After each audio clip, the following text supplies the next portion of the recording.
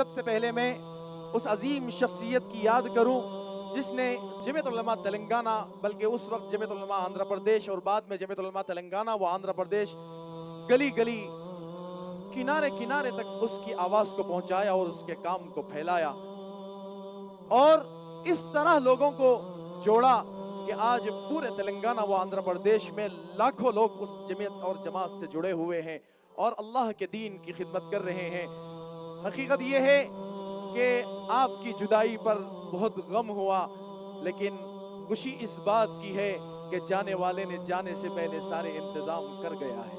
وہ عظیم شخصیت کو یاد کرتے ہیں۔ اس قرآنی محفل میں ہم مغفرت اور بخشش کی دعا کرتے ہیں، اللہ تعالیٰ ان کی بھرپور مغفرت فرمائے۔ حضرت مولانا حافظ پیر شبیر احمد صاحب رحمۃ اللہ علیہ، ان کی قبر کو نورانی اور کشادہ رکھے، جنت کی ٹھنڈی ٹھنڈی ہوائیں اور اس کے نور کو ان کی قبر میں جاری قیامت کی صبح تک رکھے۔ میرے بھائیوں، یہ ایسے عظیم لوگ تھے، ایسی عظیم ہستیاں تھی جنہوں نے چھوٹے چھوٹے بچوں کے سر پر ایسے ہاتھ رکھا کہ آج وہ تناور درخت بن گئے اور لوگوں کو سایہ دے رہے ہیں۔ اللہ تعالیٰ جہاں انہوں نے بے شمار لوگوں کو تربیت دی، سرپرستی فرمائی، جاتے جاتے ایسا پیارا بیٹا دنیا میں چھوڑ گئے کہ ان کے سیراب کیے ہوئے باغ کو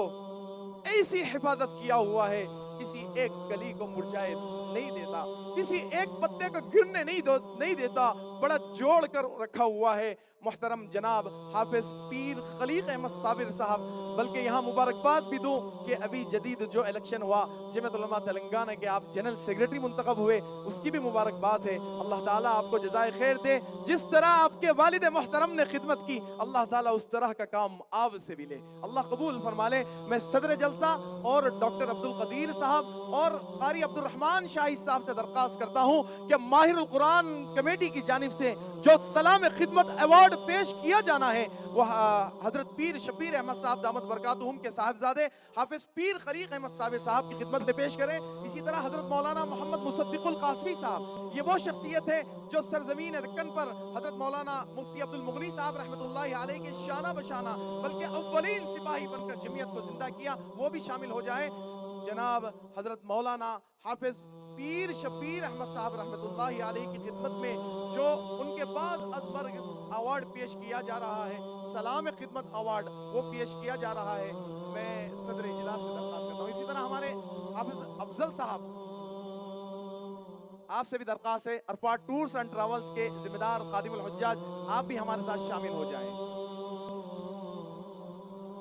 عبدالرحمن بھائی آپ بھی شامل ہونا، سب شامل ہو کر دیں، یہ بہت بڑے اعزاز کی بات ہے۔ یہ عظیم شخصیت جس کو یہ سرزمین بارہا سلام کرتی رہے گی، جن کی خدمات کو ہم الفاظ اور زبان میں بولنے کی ضرورت نہیں، آپ تلنگانہ کے کسی گاؤں میں جا کر دیکھ لے کہ جمعیت وہاں زندہ ہے، اور اس کو اولین دن سے اپنے والد کے شانہ بشانہ جس نوجوان قائد نے لے کر چلا، اسی لیے میں کہتا ہوں جمعیت علماء تلنگانہ کی روح ہمارے قائد محترم جناب حافظ پیر خلیق احمد صابر صاحب، جنرل سیکریٹری جمعیت علماء تلنگانہ، آپ سے درخواست ہے کہ اس مبارک اور مقدس اجلاس میں آپ بھی اپنے تاثرات کا اظہار فرمائیں۔